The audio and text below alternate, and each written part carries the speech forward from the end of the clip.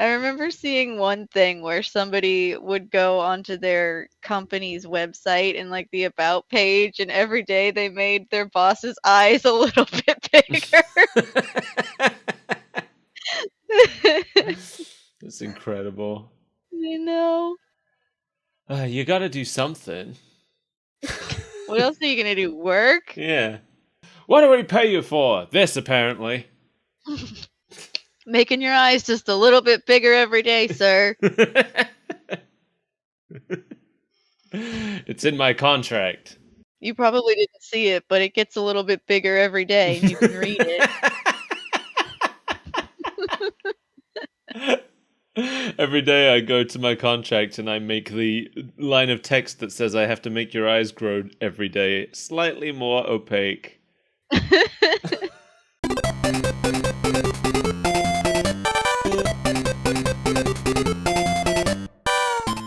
Hey everyone! Are your eyes opaque? Now I have to include some of that. You know I do it on purpose. I know you do.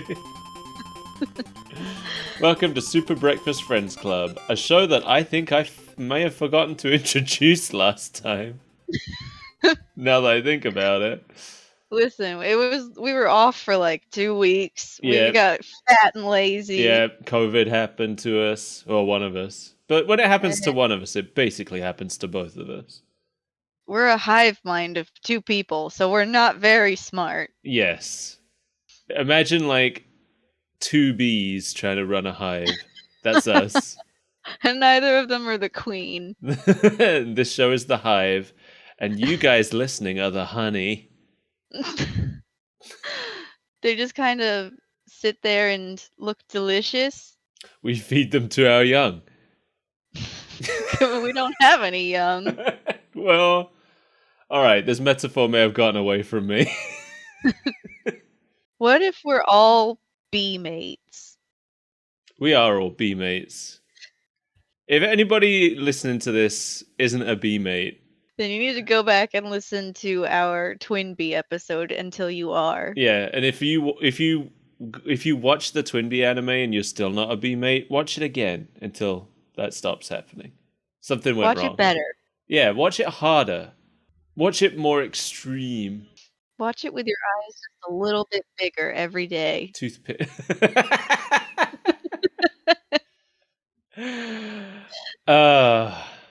You're making it more and more worthwhile to include that part, so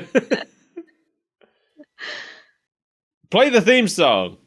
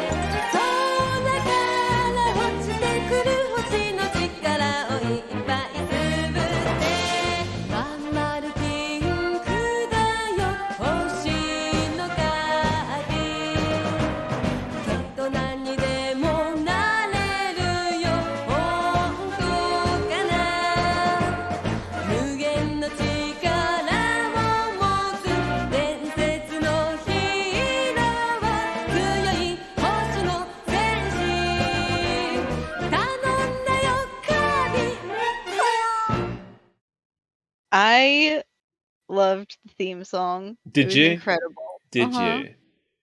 I did. I thought it was okay. I don't know what it is about those like Japanese marches, but I just think they're the cutest things. It is super cute.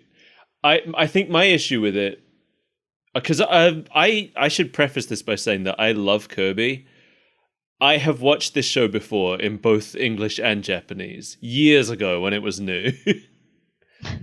And I remember right from the first time I saw this, I thought this theme song, it's cute, but it doesn't feel like Kirby.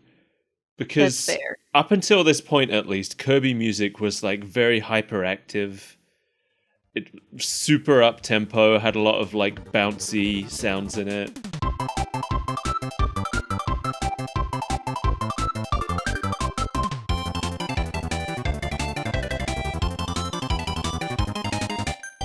And this show doesn't. I kind of blame this show in a way for that Kirby sound style dying out, because the new games don't really have that. I think Kirby 64 is like the last one that really has the hyperactive Kirby music style. And you think it's this show's fault for killing your joy? Well, this show was the first thing that came after Kirby 64. Apart from Smash Brothers. I think there was a Smash Brothers in between. That doesn't count. No.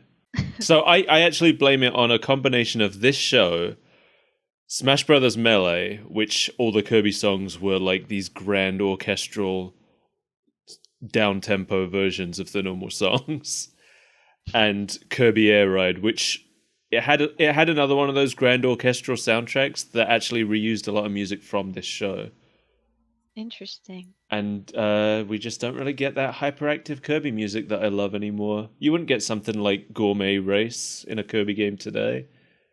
I don't know what it is, but there's something about those Japanese marches. I don't understand where they come from, and so they're very foreign and interesting to me. It's I the feel like I'm yokai missing calling out out to on you. They're yeah, calling you home.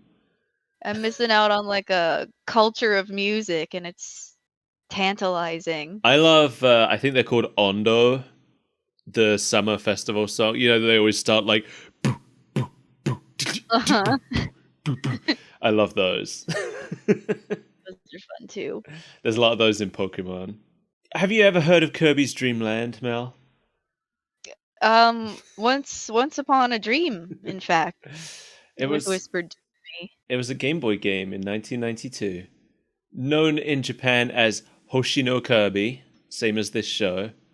Kirby of the Stars. That's right. For a long time, it would get fan translated as Kirby's Star, which is like, it would be a correct translation of Yeah, it. it's technically correct, Yes, but Japanese is a strange language. and this show makes it very clear that Kirby's Star is not the intention, because it's Hoshino Kirby is a title used to refer to Kirby himself. So Kirby of the Stars is more accurate. Yes. It was made by HAL Laboratory, who are one of my favorite. They're a second-party Nintendo developer, which means they're not fully owned by Nintendo the way like EAD are or something, but they only make games for Nintendo. So they have a little bit of license to be crazy. Yeah.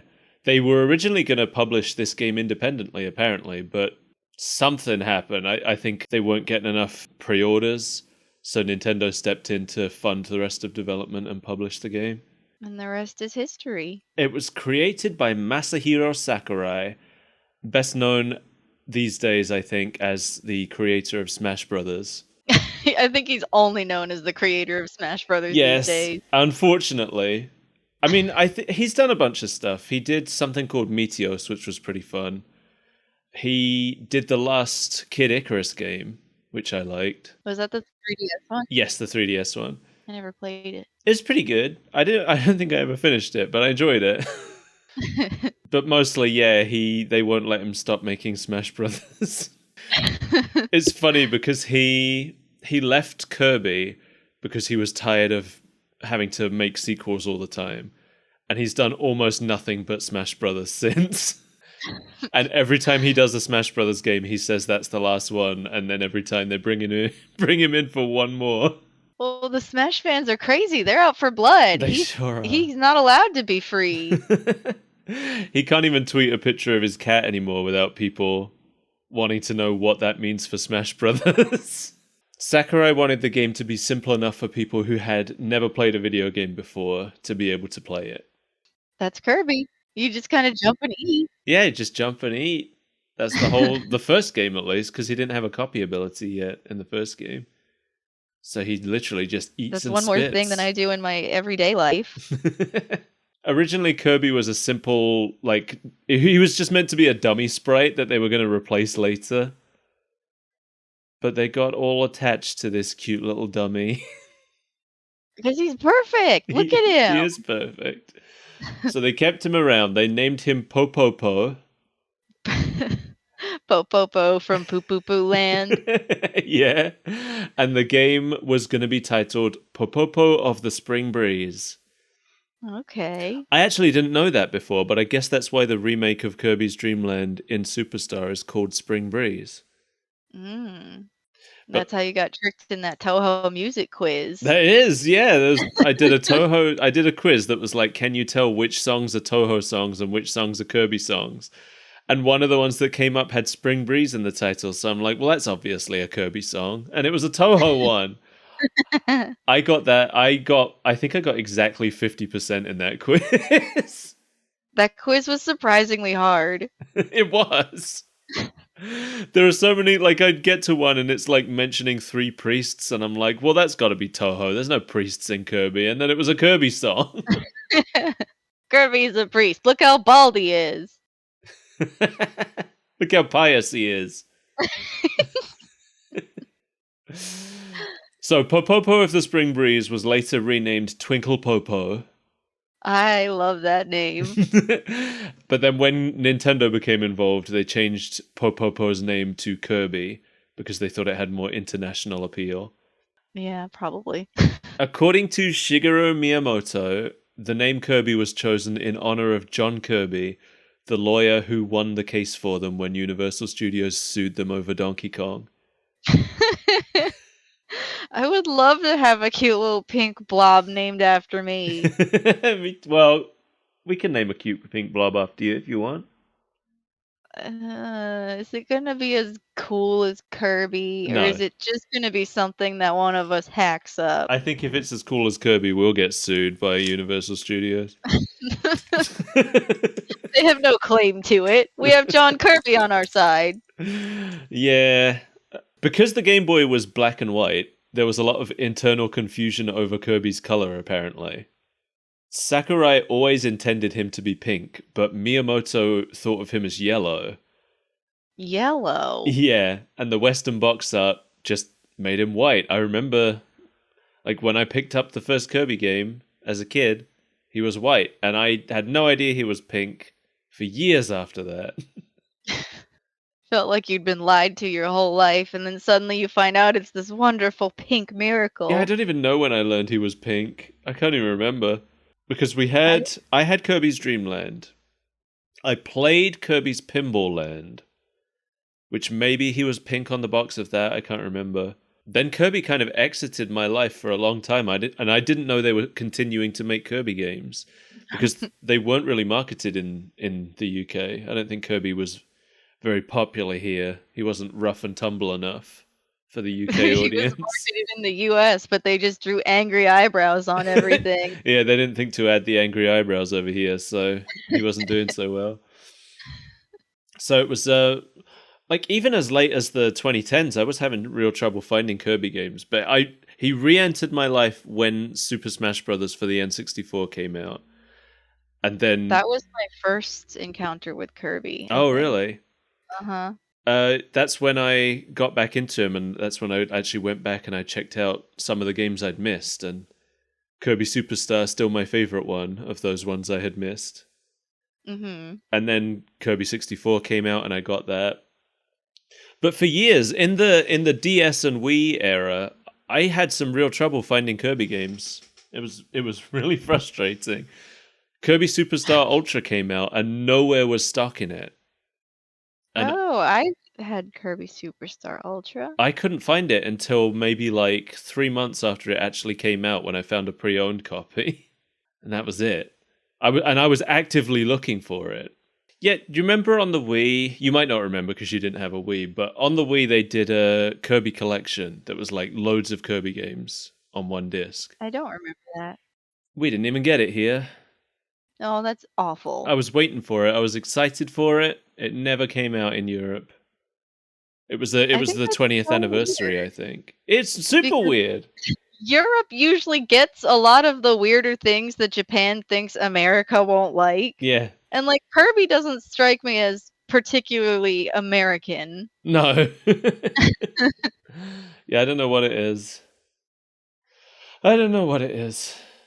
I don't think the show aired over here either, because I had to buy the DVDs from America back in the day. That's so weird. Mm.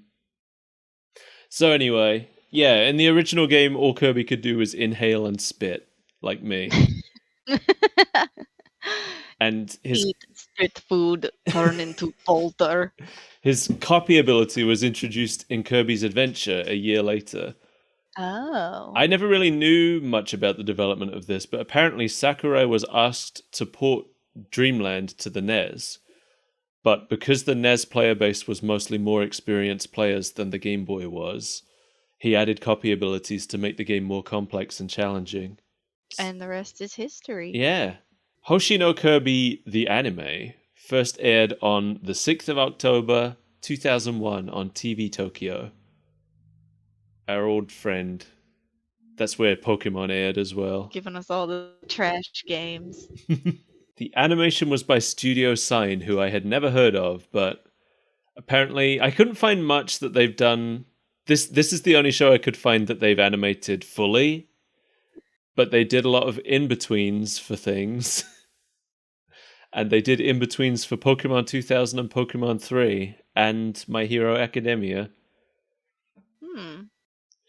That just meant for anybody who's not versed in animation language, that means that another studio does all the main poses and then they send it off somewhere else for somebody to do the in-between frames to make the characters move between those main poses. If I was an animator, I would explicitly want to do smear frames. You'd be the smear frame expert. I nearly said extract. That's not right. This show draws most heavily from Kirby's Adventure, along with a couple elements from Kirby's Dream Land 2 and Kirby Superstar, but it doesn't really use anything from Dream Land 3, and as far as I could tell, it uses nothing from Kirby 64, even though those two were the newest games at the time. And it's not like the show was in production too late for them to use stuff from those games either, because later on in the series, it has stuff from Kirby Air Ride, which came out after the show started.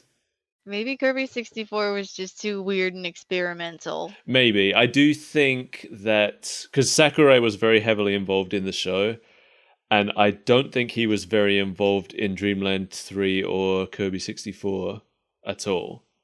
I think he did the voice of Dedede for Kirby 64, and that's all he did for it.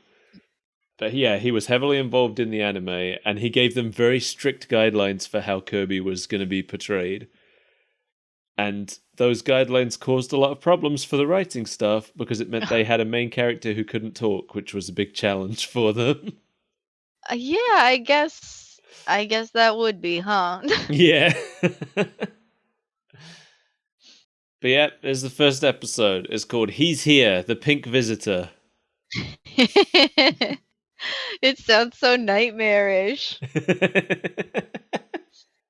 They really paint Kirby as a gray alien. Yeah, I mean, they're kind of worried about it in the beginning, I guess. They're both worried about it and hoping that he's a sexy Fire Emblem. Yeah. I wrote down Link, but I guess Fire Emblem is probably more accurate, actually.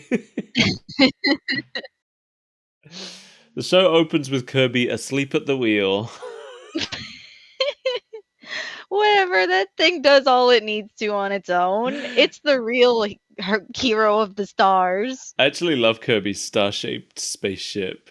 I don't think this is canon in the games. I don't think Kirby came to Dreamland from another planet in the games, but he did here.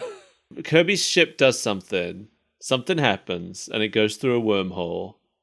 Yeah, his ship freaks out. There's a warp warning that goes off because I'm guessing the ship is the real hero. Yeah, I guess the ship detected that there was a demon monster happening. Yeah. But it goes through a wormhole and then it seems to just stop in a big expanse of empty space. But Kirby's okay with it. He finds it very Oh, it's beautiful. very beautiful. But I expected to see when he got to the other side of the warp. I expected to see the planet Popstar. That's the planet that Kirby lives on, by the way. I expected us to give us some kind of indication of where we were and what we were looking at. Yeah, I'm not actually sure if the planet Popstar ever appears in the show. For people who haven't played the games, Popstar is a planet that just looks like a big old yellow star with two rings around it. But is that not where Pupupu Land is? Yeah, it is. In the games, that's because Pupupu Land is known in English as Dreamland. And yeah, in Oh, the games, Pupupu Land is on Popstar. So I assume that's true in gosh, the show as well, but they just don't show us Popstar. it's too beautiful for our mortal eyes. Maybe we could see it if we had Ultra Star Warrior eyes. Oh, maybe. Yeah, like Meta Knight does. Yeah, Maybe if our eyes changed color when we looked at it, and then we went like Octocon. Octocon. Yeah, Octocon. We'll get to Octocon. I love him. Kirby is played by Makiko Omoto, who has been playing Kirby since the N64 Smash Brothers. She also plays Ness. She plays Lyn in Fire Emblem, Viridi in Kid Icarus. She is Sayaka Maizono in Danganronpa, as we talked about in the Danganronpa episode. Oh yeah. And she's Toy Agumon in Digimon Frontier. The first shot we get actually on Dreamland or Pupupu Land, whichever you'd like to call it. I prefer Pupupu Land. Me too. So we'll go with that. The first thing we see is a character named Tokori sleeping in a tree.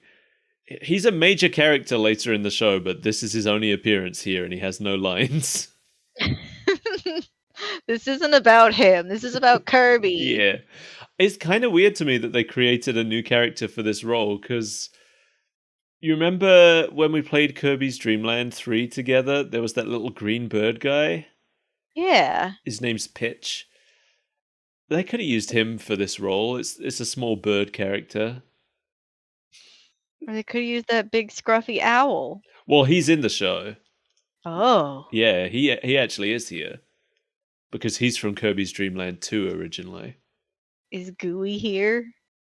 No, I wish. What? As far as I know, at least. No, I don't think Gooey's in it. This show's trash. I don't want to watch it anymore. There's a decent number of helpers from Superstar, though, and the three animal friends who first appeared in Dreamland 2 are all in this. That's the hamster, the owl, and the fish. Which I'm happy about, because the fish is my favorite. The fish is so stupid. I love it. Here we see a bunch of cute sheep that get horrifically devoured by a large octopus monster. Oh my god. Yeah, they get sucked up in one big gust and spit out as perfectly clean bones. Yeah! It was gruesome. It was really strange to see this so soon into a Kirby show.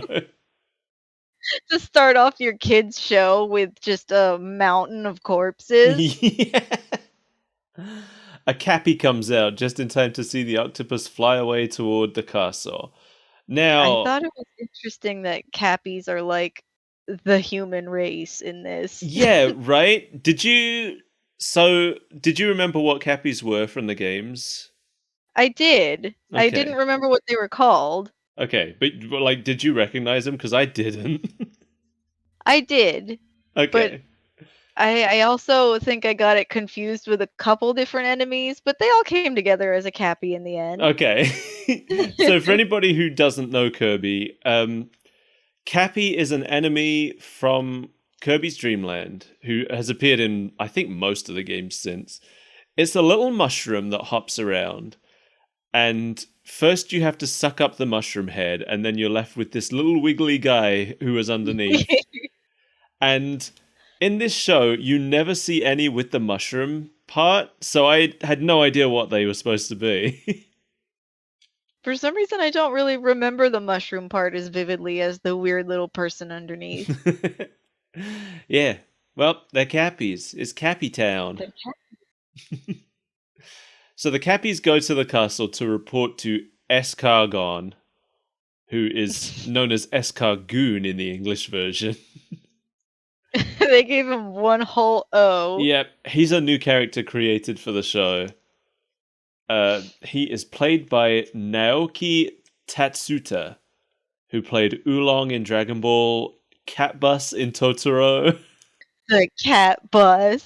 He played Sokolov in Metal Gear Solid 3, and he is the English voice of Rabbit from Winnie the Pooh.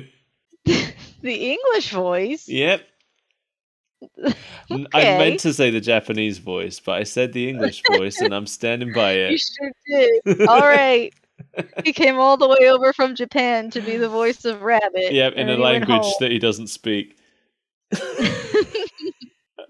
Well, he does a great job. He's a good rabbit. In English, Escargoon is played by Ted Lewis, who also plays Dedede, so I'll speak about him when I speak about Dedede. So we're really cutting this list even shorter than it needs to be. Yeah. I mean, there's a lot in this scene. There's a lot of characters introduced in this one scene. That's true. Speaking of which, Escargoon doesn't believe any of what is being told to him, and some children appear. Just denying it. I think he knows, but he won't say. I don't know.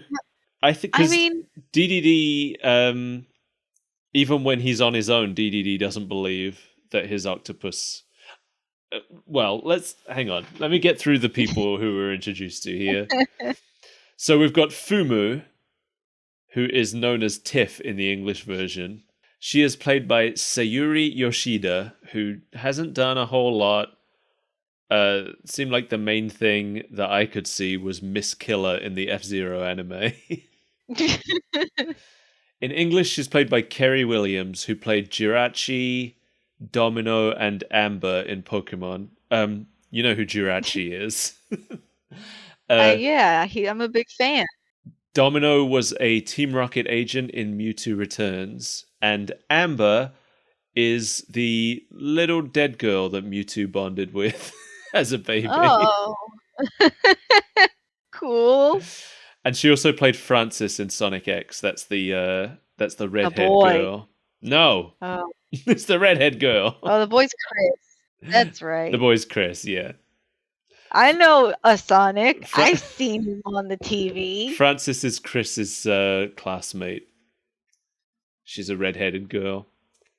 I don't think I've ever heard of Francis as a girl's name. No, it's real. It exists. I think it's spelled with an E here instead of an I, so I think that's maybe the distinction. Then we got Boone, who is called Tough in English. So in English, they're Tiff and Tough.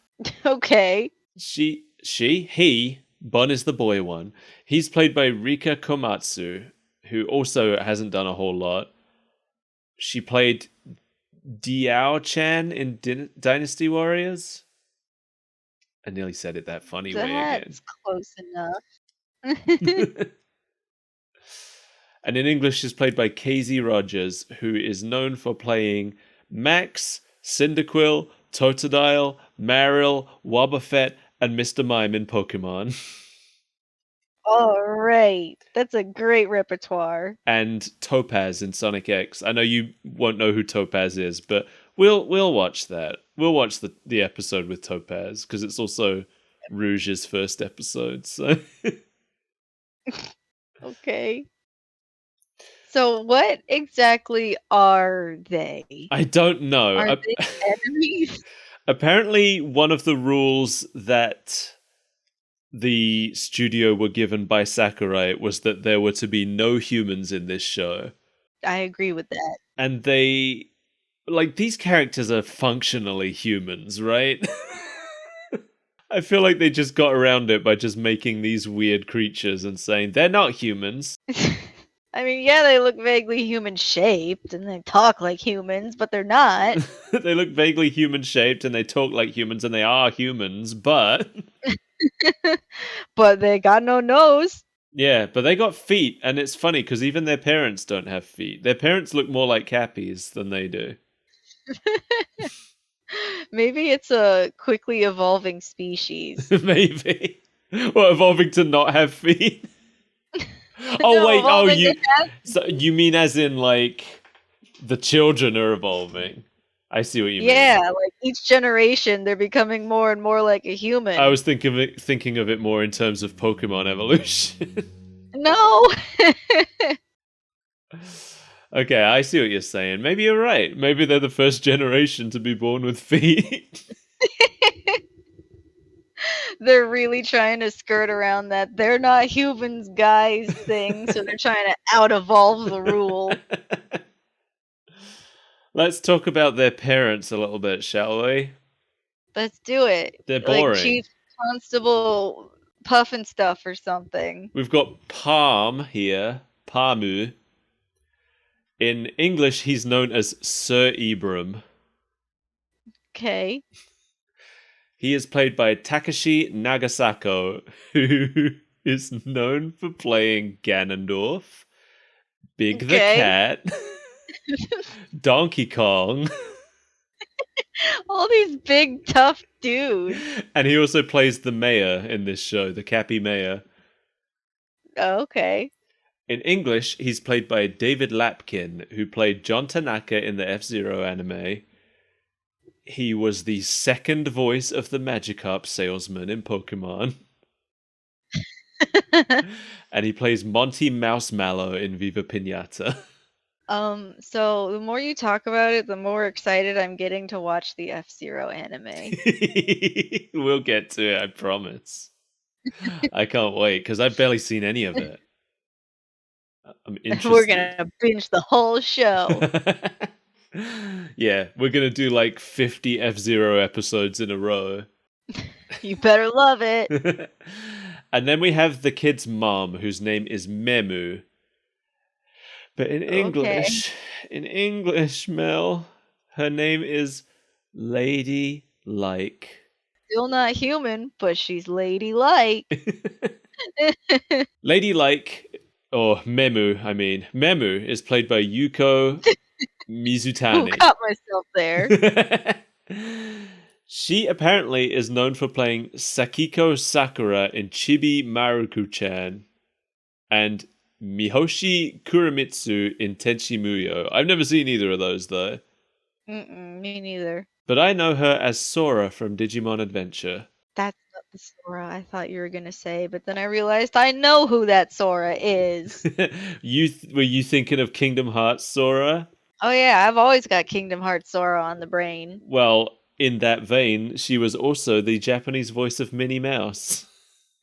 Okay, maybe that's why. Subliminal implanting. Yeah, although she sadly died in 2016 due to breast cancer.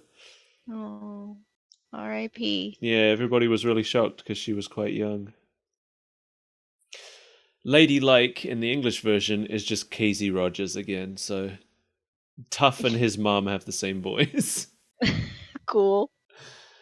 So yes, Tiff and Tuff show up with their parents yelling at Escargoon.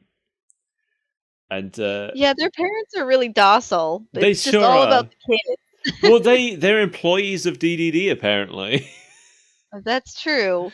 Their father is DDD's cabinet minister, Escargoon says. DDD seems to be much more of an official king in the show than he is in the games. Yeah. In the games, he mostly just insists he's the king and people Or ignore like him. in the games, it's kind of like how Dr. Pepper is a doctor. Yeah. He's always referred to as the self-proclaimed king of Dreamland in the games, so... I guess they're just humoring him a lot more in the show. Well, yeah. Is he paying these people? Does he have money? Yeah. Does money He exist? has to have something. He's got some kind of tank that he's harassing people with. That's true. I get actually, yeah, he does mention later on paying a lot of money for his pet. So Yeah, he dropped a lot of money to buy the internet and purchase Pokemon from it. I love that Escargon just wants to kill everyone. He's really into trying to Yeah, execute them all. unceremoniously without trial. Just like, don't bother the king or I'm gonna cut your head off. Yeah. Yeah, he even specifies without trial, doesn't he? Yes, he does. And King Dedede, meanwhile, is in the back just having a full meal while this argument's going on. Yeah, he's unbothered. King Dedede is played by Kenichi Ogata, who is known for playing Tortimer in the Animal Crossing movie. He played Ibisumaru in Goemon. Here's one I wrote down for you. Do you know who Ted A. Adams was in Blood Plus? Because he was him. It's been a long time since I've watched that show. I can't remember. Oh, okay. He was also Dr. Wily in the Mega Man OVA. He's Barrel Casket in Mega Man Legends. I think that's it's Roll's either father or grandfather, I think. I haven't played those games, but I've always meant to. I wish my name was Beryl. It's a good name. We can change it. Here's my co-host, Barrel. Sup?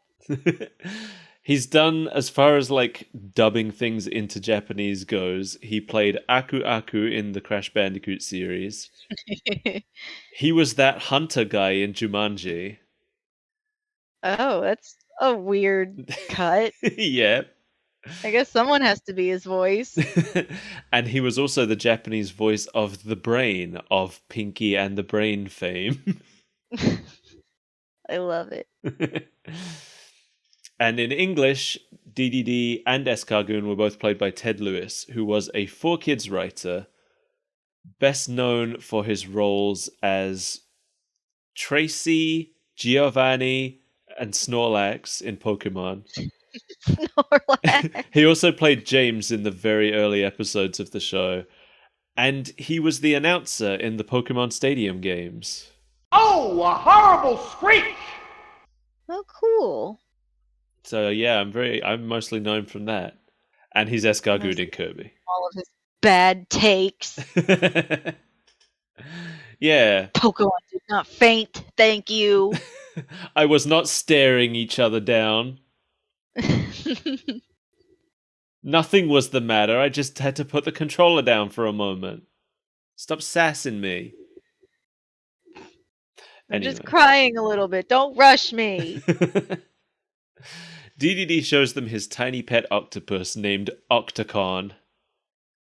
I love Octocon. He's so cute. And he thinks the idea that this tiny octopus ate any sheep is ridiculous. There's a lot about Octocon that doesn't quite make sense to me. Yeah. Just because DDD has intentionally bought a demon beast. Yep. Yet he doesn't quite believe that he has done so. Well, yeah, he thinks he bought a lemon. Clearly. He's still very proud of him, though. He is very proud of him, and he's feeding him smelt. Mm-hmm. Tiff comes over, or Fumu comes over and has a little close look at the octopus, and they have a little moment together.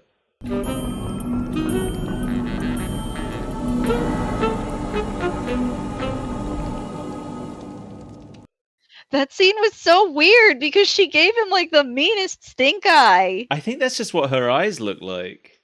Just a vacant stare. Because, well, yeah, she's got these like angry eyebrows all the time. Yeah, I guess she does. I think it's just how she looks. Anyway, they go and speak to Kabu. There are a couple of things that are big departures from the game, but Kabu is the biggest.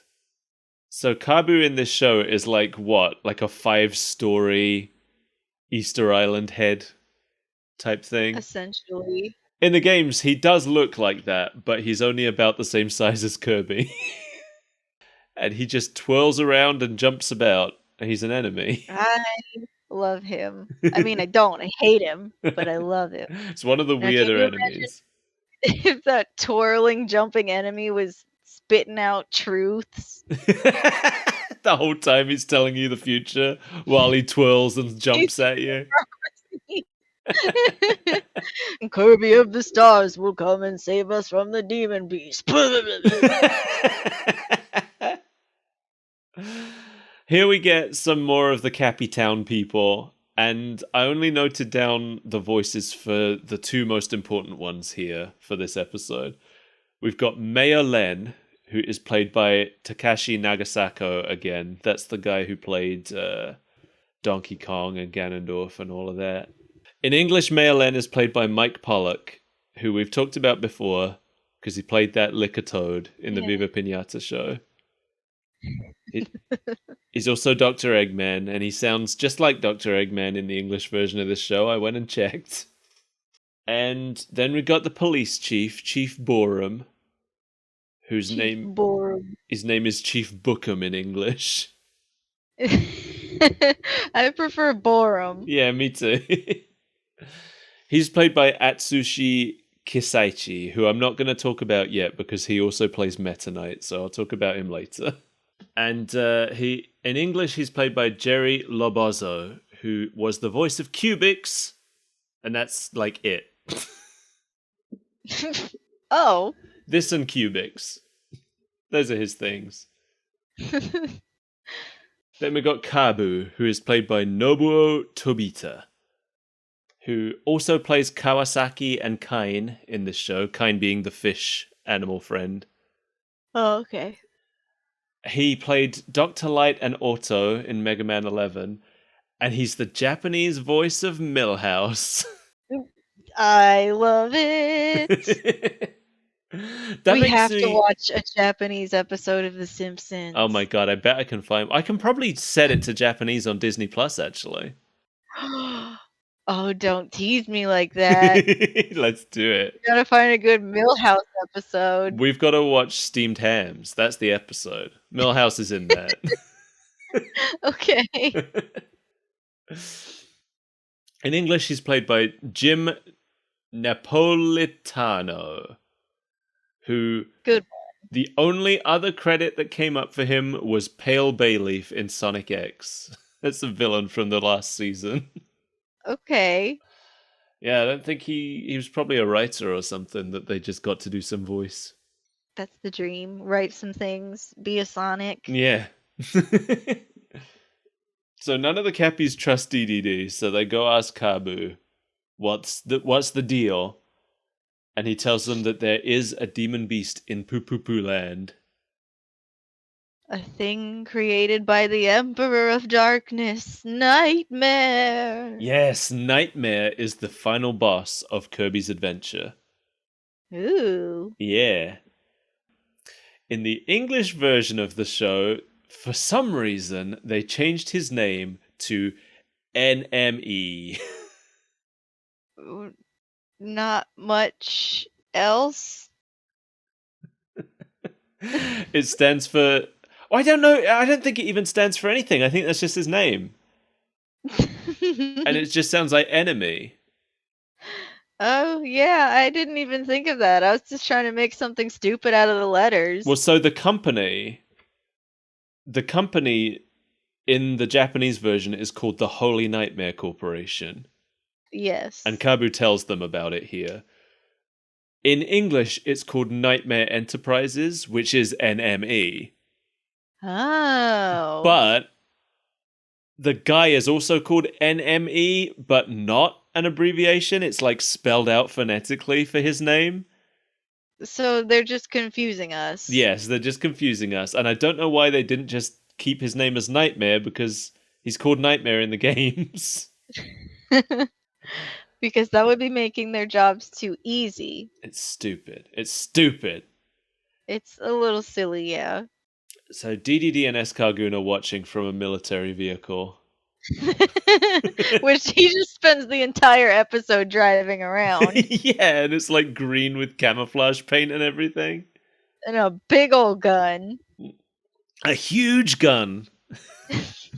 And he is not shy about using it. He is not. He fires it every which way and left. Hither, thither, and yon. Oh, Yon especially. Lololo and La La La are here. They don't do much, but they're here. They just kind of float around and remind us they're annoying. Yes, I love these two though. They're smaller in this show than they are in the games, and they're flying, which they don't do in the games. Which was a bit off-putting. Yes, they're actually in the games. They're a reference to the earlier HAL games, Eggerland and Adventures of Lolo. Oh. So Lololo and La La La are basically Lolo and Lala from those games, but with an extra syllable. I never would have guessed. They were so well hidden. The weirdest thing, though, this is another weird decision made for the dub. They changed their names to Fololo and Falala. I don't know. I don't know why. Because it only meant more work for them, because when Kirby says their names later, they had to redub it so that he says Fololo and Falala instead. Okay. Anyway. I guess it was just too strange and foreign to the American ear to hear 3 lows and 3 laws. Yeah, you can't. If an American hears 3 of the same syllable in a row, they get teleported to a hell dimension. So Sorry about that, everyone who's ever heard the name Dedede. Didn't even think about it. We got DDD right there. Lololo is played by Chiro Kanzaki, who I really couldn't find much about. She's also a producer for things. She's too busy producing to be out there doing voices. I hope so. And La La La is played by Madoka Akita, who also didn't have much and hasn't worked since 2005, as far as I could tell. Got fat off that La La La money. Made fat stacks. In English, they're both played by Tara Sands, who is known for playing Mokuba in Yu-Gi-Oh! She also played Bulbasaur, Clefairy, and Richie in Pokemon. Okay. She is Summer in Barbie Life in the Dream House. Oh, of course, everyone's favorite. And she was the voice of Kari in Digimon Adventure Tri and Last Evolution Kizuna, which I still haven't seen, but I've heard is good. I don't know anything about it. Nope, but we're going to introduce you to Digimon at some point in the course of this show. I guess that's exactly what this show is. That's why I'm doing this show, to make you finally watch Digimon Adventure. That's my plan all along. Yeah, Kabu tells them that Pupupu Land will be destroyed, but a Star Warrior will come from space to save them. Yeah, and that's when they think it's a big, sexy fire emblem. Yeah, Tiff is into it, even though she would be completely physically incompatible with such a being. Yeah, and she's also like 9 years old, and that's gross and weird. Yeah. Knock it off, Tiff. Act your age. We don't know that she's 9 years old. What if she's an adult woman? Oh, I don't like that thought. She's not human. We don't know how they mature. That's true. DDD pulls up in his car and gets mad and threatens to do a murder. Yeah, again, there's been a lot of threats of murder. Yeah, he's about to shoot Kabu. Yeah, he asks Kabu to predict what will happen when he presses the button for his gun, and Kabu predicts that he won't press it. Because Kabu does not lie. Yeah, and then DDD thinks that's funny and goes to press it, but he gets interrupted by Kirby's ship crashing nearby. Our boy rockets from the sky. Yes. Yeah, well, plummets might be a better word. Plummets in a rocket. His ship rolls through a field of sheep who just cannot catch a break. Whatever sheep that haven't been mauled, bare of flesh, have just been assaulted by a spaceship. Yep. And everybody rushes up to the ship, and Kirby just kind of plops out of it. Oh my god, it was so cute. He's adorable. Dedede immediately tries to kill him. That's been the theme of the episode. Yeah, they stop Dedede from smashing him with the hammer. And Tiff asks who Kirby is, and Kirby answers, Kirby! And that's exactly who the man of our dreams. He's been foretold in the prophecy, yes, and here he is at last. and we see the silhouette of the Fire Emblem type man that they had been imagining just shatter into a million pieces. Whatever, this one's better. Yeah, and then Kirby Dedede just steps in and hits him into the canyon like a golf ball. Yeah. He bonks him into the abyss, and he says it's a test to make sure it's the real Kirby of the stars. Yeah, he knocks him in, and then he's like, see, it was a demon beast, because I knocked it into the canyon. And Tiff and Tuff, along with Lololo and La La La. I'm using a mixture of the English and Japanese names here. You sure are. I can't follow. Fumu and Bun, along with Fololo and Falala, climb down into the canyon, looking for him. And Fumu falls immediately. Yeah, of course, because she's a girl. Because she's weighted down by these cumbersome feet. Yeah, this ponytail. This ponytail that's also her flesh. But Kirby inhales air to fly like he does. He does the thing. He does the fly. Yeah, I don't think he does it that much in this show. I've watched a decent amount of the show. I've never seen the whole thing. But I feel like this is the only time we see him flying. He flies later in the episode, and it looks just as wacky. Oh, does because he? he doesn't really, flap his arms. He just kind of hovers around. Oh, right, yeah, he flies up to the castle balcony, doesn't he? Later on. Yeah. I forgot about that. Yeah, he doesn't flap his arms the way he does in the game. In the game, it feels a lot more like that's what would happen. Struggle. Yeah. Because in the game, when you inhale, you just get a bit floaty, but he has to flap his arms to actually move anywhere. I feel like it reads a lot better visually, because in the show, it's kind of inconclusive. Yeah, he really does just float. That's a common thing in anime, I find, though.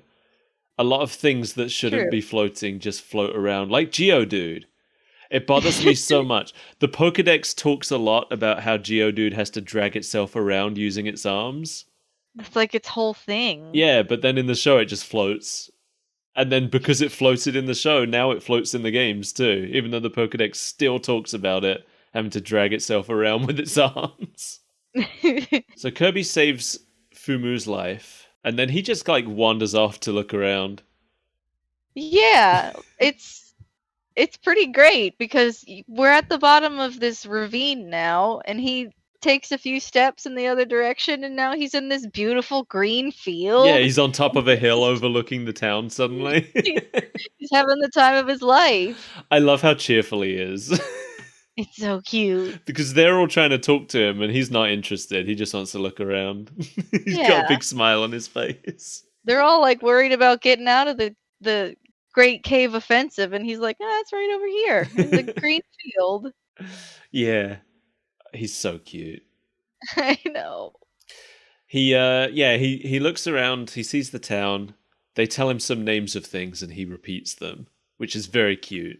Because Kirby is a baby. Yeah. This part was redubbed with a different actor for the English version. I don't know who the actor was, but you can tell it's not the same voice that he has for the rest of the episode. I like to think it's a big gruff man voice that comes out.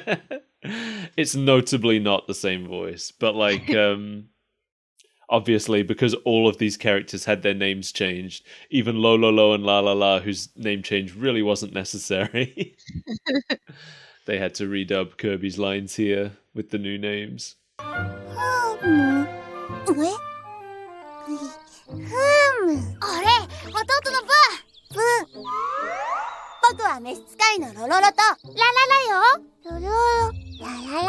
Name Tiff. Name Tiff. And I'm her brother, Tuff. And we're their friends, Fololo and Falala. Fololo, Falala.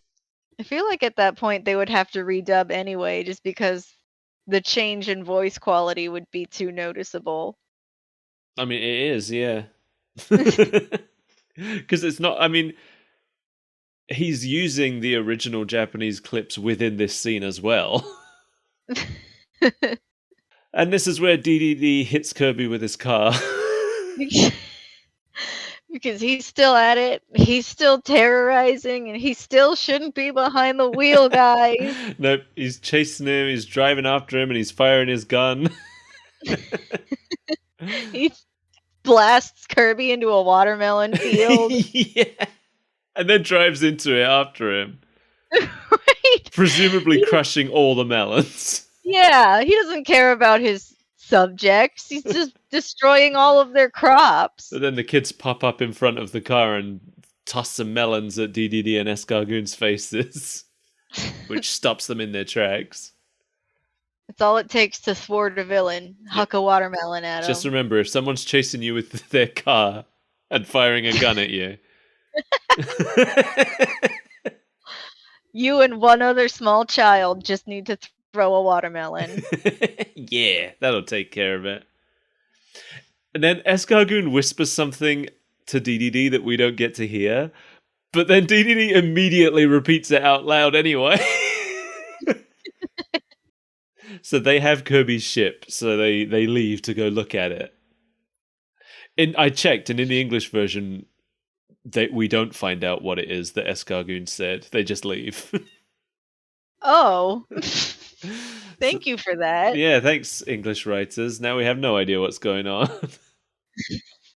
So, yeah, the kids start searching for Kirby. I love that all the Cappy Town adults are just like, they watch Dedede drive away and they're just like, oh, wow, huh? You kids okay? Thank you, Your Majesty, for ruining a year's worth of watermelon crops. Only in your infinite wisdom could you know the reasons you do such things. I suppose it was my family's right to starve this time. Thank you for not executing us without trial. Like, the fact that Escargoon was threatening that earlier, do you think that means that they actually do that? I don't know, though. No. Nobody seemed very concerned about the threat. Yeah, I think they're too incompetent to do anything, to see anything through to the end. Yeah, I think you're probably right. They get bored before they actually get to the sentencing. Yeah, they probably sentenced every member of town to execution at some point and just never carried it out. You'll get your day soon, Kabu. Yeah, they have a look around for Kirby because they're worried about him, but he is simply stuffing an entire melon inside of his body. I don't know that Kirby even realizes he just got chased. No, I don't think he has a clue. I love Kirby. Me too. He's so precious. I love so many of the games open because Kirby is like about to chow down on some delicious cake, and then it gets taken from him, and the whole game is just him trying to retrieve his cake. I think both Squeak Squad and Epic Yarn have that going on. Kirby is really a hero of the everyman. He's just, what was it that the Smash Brothers... the first Smash Brothers had a little bio of Kirby that has always stuck with me. Because it says something along the lines of, Kirby eats when he's hungry and sleeps when he's tired. Like, no matter where he is. And I love that. This really resonated with me. Yeah, God, I want that life. Me too. If I'm a little bit sleepy, I want to sleep. It's like a cat. That's how cats live. I would love to be a cat. Everybody wants to be a cat. Except those that want to be dogs. I say that like I don't love dogs. I prefer dogs. But cats, I feel like cats have the better life. I feel like I have more in common with cats. Yeah. Because I am mean to people and I sleep all the time. Yeah, sounds right. That night, the mayor of Cappy Town gives a toast and a dinner for everyone in town. And Kirby is at the head of the table. He's the guest of honor. And he inhales the entire meal. including the tablecloth. I love that Fumu stops the mayor from giving a speech because she's like, Kirby doesn't have a way with words. He Yeah. doesn't care or understand. Yeah, he has no idea what you're talking about. And then he just eats everything. Yep. Inhales everything on the table, including all the plates and cutlery, although he spits those back out. Yeah. He does He's not a not. monster. He does not spit the tablecloth back out. He's a little bit of a monster. And then suddenly Kirby notices something and runs outside. And Yeah, he runs out into the sheep graveyard. the kid. No, I think these are new bones. It's still a sheep Oh, graveyard. I guess you're right. Yeah, the kids find him just standing over the bones of more sheep. And they're like, "Did you do this?" And They did just watch him inhale an entire table's worth of food. yeah, so they take him to a barn, they bring him inside, and they start questioning him about the sheep. But he clearly has no idea what they're saying. He's there trying to solve a mystery, and they are putting him on blast. They're speaking to him in some alien language. They hear someone coming, so they throw Kirby in a sack. And it's Blade Knight and Sword Knight. I love these guys. Our old friends. Yeah, they break down the door for no reason. Well, they're looking for the perpetrator. It's funny because they don't. There's no like preamble to the door being broken down. You don't hear them bashing on it or anything. It just comes down and they walk in. And they're not like angry or anything. They seem perfectly friendly. They're just doing their They job. just ask some polite questions. So why did they break the door down? Maybe that was more of an accident. Maybe. They don't They know just their don't own strength. They say they're searching for Kirby on their master's orders. Their master being Meta Knight, who is also here, so... He shows up with his sweet Latin guitar intro. Oh, he sure does.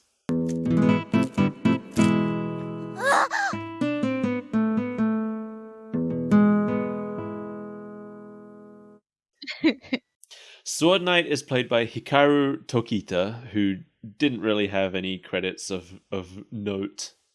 Blade Knight is played by Chiro Kanzaki, who also played Lololo, so I've already talked about them. And Meta Knight is played by Atsushi Kisaichi, who also played... Who was it? The policeman, I think? Yeah, he also plays the policeman in this show. He's continued playing Meta Knight ever since this, in Smash Brothers and all the games and everything. He doesn't have much else under his belt, though. You don't need anything when you're Meta Knight. In English, all three of them are played by Eric Stewart, who I've talked about before in the Viva Pinata episode. He's mostly known for being the voices of James and Brock in Pokemon. Oh, yeah. And That's what I was afraid of. He played our old enemy, Les Galagugu, in Viva Pinata. And yeah, what a Latin flair his Meta Knight's theme song has. I love it. He charges at Tiff, and he uses his signature sword, Galaxia, to reveal Kirby inside the sack. Yeah, he really makes it look like a full-out assault, but he just kind of pokes the sack and pulls it off. Yes. I think... Let me look this up real quick, because I'm not certain, but I think this show might be where Galaxia first came from. First introduced to unmask Kirby. And if that is correct, that's a pretty big deal, because that sword has continued being his sword in every game since. Yeah? Huh. Yeah, this show is the first appearance Interesting. of Galaxia. Yeah, it's been his signature sword ever since in the games. So that's something From that crossed humble over. beginnings. Yeah.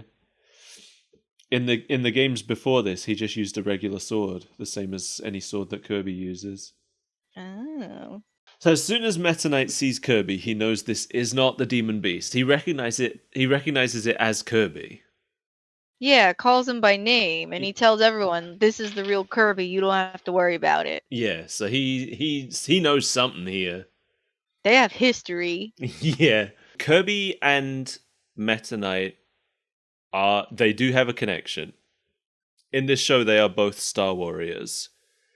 In the games, they have a connection, but we, as far as I know, don't know what that connection is. All we know is that underneath his mask, Meta Knight has the same face Kirby does. I do know that Meta Knight is just a cute blue Kirby. Yeah. So there's always been that like teased connection between them, but it's never been explored in the games. But this show establishes that they are both Star Warriors, which seems to be a race of creatures, I guess. Yeah, I was about to ask what kind of race they are, but Star Warrior does seem appropriate. Yeah. So Meta Knight tells them, he takes them outside the... Well, he doesn't... he walks out of the barn. As soon as he sees Kirby, he's done and he leaves. But they chase him to ask him some questions.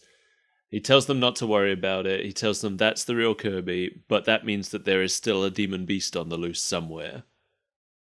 And just on cue, Dedede's castle explodes. Yeah. Or there's an explosion on a balcony at least. And Kirby runs off in that direction. Dedede and Escargoon are screwing with the ship for reasons that aren't really explained. I think they just kind of wanted to learn more about it, learn more about Kirby, Yeah. see what his deal is. I think in the English version, when Kirby shows up, Escargoon says that they were trying to repair his ship for him. I don't think he'd said that in the Japanese version, though. I think he did, Oh, did he? because I have a note about it. Oh, okay. Never mind then. He says that he's servicing Kirby's ship for repairs. Oh, okay. There we go then. But I think he was lying, though. Yeah, obviously, because the ship has exploded. Well, they might just not know what they're doing. If I tried to service a car, it would probably explode. You also probably wouldn't try to service a car. Yeah. As they're screwing with the ship, a little, like, ring box tumbles out. Yeah. And there's a warp star in it. Teeny tiny little warp star. They tell you what it is later, but at the time I was like, isn't that just one of those glow-in-the-dark stickers you put on your ceiling when you're a kid? Yeah, in the games, warp stars are never this small, because it's a tiny little thing. Yeah. And in the games, warp stars just float in places, ready for you to hop on them. And they're larger than Kirby. Yeah, and they're also all over the place. Yeah. And this seems to be the only one, as far as the show's concerned. It's the only one Kirby needs to suit his energy. Yeah. Dedede decides he's going to keep this warp star and he leaves with it. And then Kirby shows up, finds the empty case for it, and he holds it up to Escargoon in a very clear, like, what's happened to what was in here? Where did it go? And it was very cute. I thought the animation on that was good. And then when he's not getting an answer out of Escargoon, both because Escargoon isn't answering clearly and because Kirby can't understand what he's saying anyway, Kirby runs away inside the castle. Looking for answers. Yeah. Meanwhile, Dedede's feeding Octocon. And he's booting up the internet. This is where it's made clear that Dedede does know that it's a demon beast. And he bought it from Holy Nightmare, but he doesn't believe it could have eaten the sheep. And he's mad about how shrimpy it is. But this is also where it's made clear that Octocon is in fact the perpetrator because there is a bone in his tank. Yeah, but Dedede doesn't seem to notice that. Octocon's like got it behind his back, like he's trying to hide it. It's larger than he is, practically. Yeah. The only way it could have been a more suspicious moment is if he was whistling nonchalantly.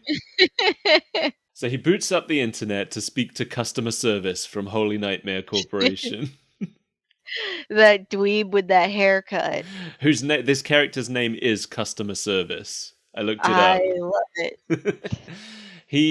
He's called Customer Service in Japanese. He's called the Enemy Sales Guy in English. No, don't care for that one. No, me neither.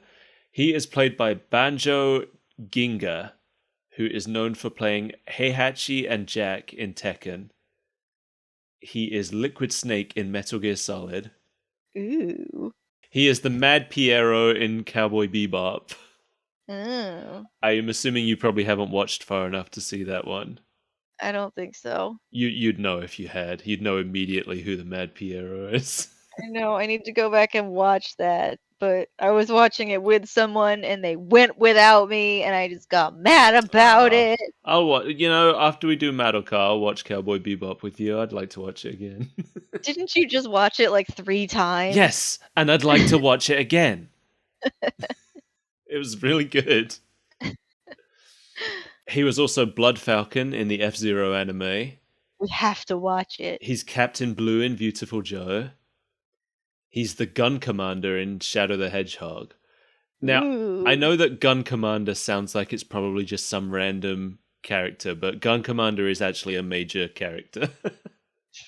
He's the guy... First name Gun, last name Commander. He's the guy in charge of Gun, the Guardian Units of Nations. Oh, that sounds like a big deal. It is. They are responsible for the creation of Shadow the Hedgehog and also the execution of Maria. Oh. That's a pretty serious claim. He's done a lot of dubbing for non-Japanese things as well. He's the Japanese voice of Worf from Star Trek.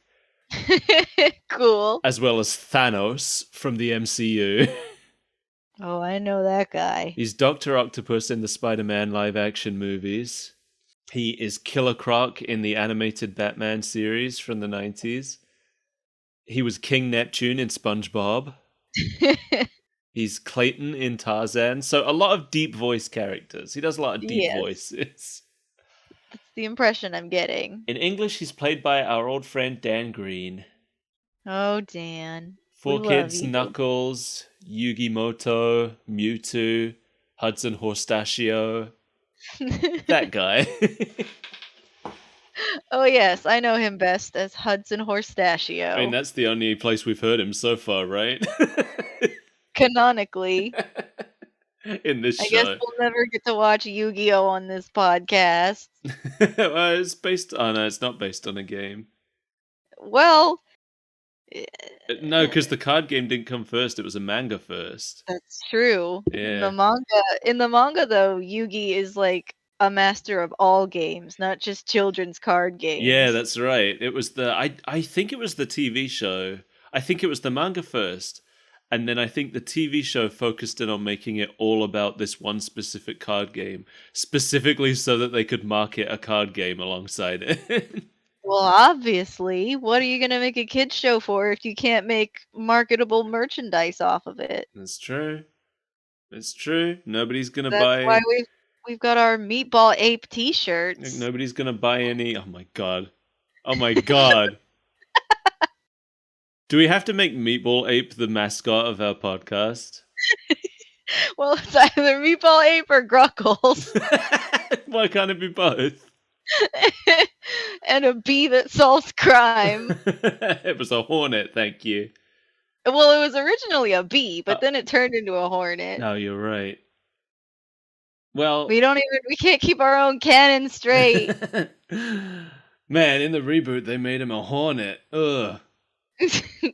Anyway, customer service tells him he just doesn't understand Octacon's power yet. I keep wanting to call it Otacon. I know. I had to do a double take when I first was reading the subs. I was like, okay. Otacon. So, on being told that he doesn't understand Octacon's power yet, Dedede hangs up and goes to take a look at it again. And is immediately brainwashed by the eyeball beams of Octacon. I recently saw a tally of Dedede's appearances ranked by whether he was actually the villain, whether he was hypnotized, or whether he was possessed. And I think possession came out on top, but I know that him being the actual villain was the lowest ranked thing. That sounds like some Sailor Moon bullshit. Dedede gets possessed like every other week. Oh, I think it was a misunderstanding was also on the tally as well. Because It was a yeah, misunderstanding. in Kirby's Adventure, it's a misunderstanding. You think that Dedede is the villain until the very end, where after you defeat him, it turns out that he was actually doing everything he did to keep Nightmare at bay, and then Kirby releases Nightmare and has to fight him. Oh. So, yeah, Dedede gets hypnotized by the octopus, and this happens just as Kirby enters the room. And Dedede apparently now is only capable of saying his own name. Like a Pokemon. Yeah, and he just starts whacking at him. Left, right, and center, he's bouncing our boy. Yeah, Kirby's getting smacked all over the room. Meanwhile, Octocon is getting swole. Oh, yeah, he is. Yeah, Dedede runs into a wall and drops the warp star, which Fumu picks up. But then the wall is collapsing and Meta Knight saves the kids from it. In the English version, at this moment, Meta Knight saves them, and then Tiff says, Hey, you're on our side. and like in the Japanese version, that's never in question. They always trusted Meta Knight. Yeah, I didn't think that was ever in question. No, it's not. It's very clear right from the beginning that Meta Knight is a noble character. and the kids trusted, because I mean, like, Meta Knight's a co-worker of their parents. They know him. Yeah, he's like the royal guard. Yeah, he's another employee of DDD, just like their parents are. So they live with him. I guess if They're you're among roommates. employees like Escargon, you can't really be sure who is and isn't a crazy person. I guess, but assuming that they grew, because they live in the castle. Mm-hmm. Assuming that they grew up in the castle where Meta Knight also was, you'd think they'd have a good sense of who's who already. True. Of who they can They should know trust. that Meta Knight is a warrior of honor. Yeah. Octocon just starts bursting out through the castle walls. Yeah, he's big. DDD wakes up and freaks out. Yes! What are you not doing? Now that he's suddenly no longer hypnotized. Yeah, it's funny, like, he spent the whole episode complaining about how small his monster was, but now that it's huge, he's angry about that too. I loved that part because he's freaking out about seeing how big Octocon is, and Escargon says, "That's the demon beast you downloaded." And DDD says, "I don't remember clicking on something that big." Yeah, and then Meta Knight tells the king to run and that he'll cover their escape. And Sword and Blade are there too. Yeah, they're so cool. I love all of the Meta Knights. It's funny, Sword and Blade aren't, in the games, at least up to this point, they weren't a member of the Meta Knights. And the other members of the Meta Knights don't appear in this show. Because in the games, he's got Mace Knight, Axe Knight. Oh, there's two others, but I can't think what their names are right now. Trident Knight, I think, is one of them. Trident Knight. Maybe the other one's like Harpoon Knight. Oh no, Javelin Knight's the other one, that's right. And you usually fight them as a mini-boss before you fight Meta Knight himself. Oh yeah, I have nightmares of that. Yeah, I love Axe Knight because he's got a skull head. He's pretty cool. Yeah, you know how I feel about skull head characters. I know, you designed your whole brand around him. So I'm kind of sad that the whole Meta Knight crew aren't in this show, but I guess that's a lot of characters. Yeah, we've already had a pretty long voice cast. But I think if it was up to me, I would have cut it down to Axe Knight and Mace Knight instead of rebranding Sword Knight and Blade Knight as Meta Knights. Just because it makes more sense and also has a skull boy. Yeah. Both those I things. guess that's a pretty good reason. As the kids are escaping with DDD and Escargoon, the kids get trapped by a tentacle, so Kirby comes back to protect them. And Ew, and a bunch of tiny octagons start popping out of the suctions. yeah, that was pretty weird, huh? It's gross. I didn't care for it. And they all start beating up on Kirby, and DDD cheers for them. And Kirby starts turning green. Yeah, he turns like a teal color. I don't know what the deal was about that. I don't know. Like, they use it to show that the warp star is turning the same color because that's the source of Kirby's energy, but Which would make more sense if the warp star was pink or if Kirby was yellow. well, according to some people, Kirby was yellow. And Miyamoto was right all along. The little baby Octocons just crush Kirby under a boulder at one point. Yeah, they really have no mercy for this little Star Warrior. No. But then Meta Knight notices Tiff is holding the warp star and explains.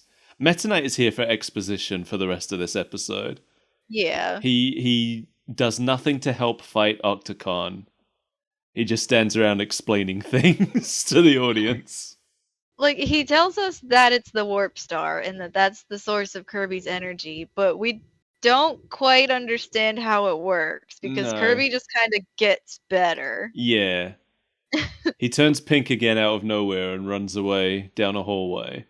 Up some spiral stairs. Yeah, Fumu chases, but she takes another route at some point. I assume because she knows the castle, because she lives here.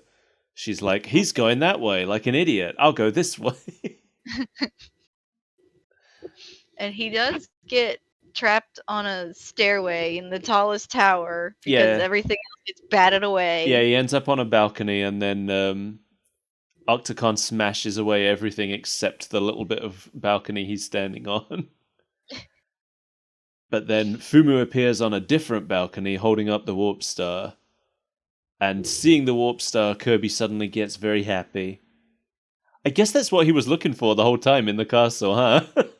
Yeah, but it still doesn't make a lot of narrative sense. No, but now that he's seen the warp star, suddenly he's able to inhale the octopi for some reason. Yeah, and he inhales like hundreds of them all in one go. Yeah.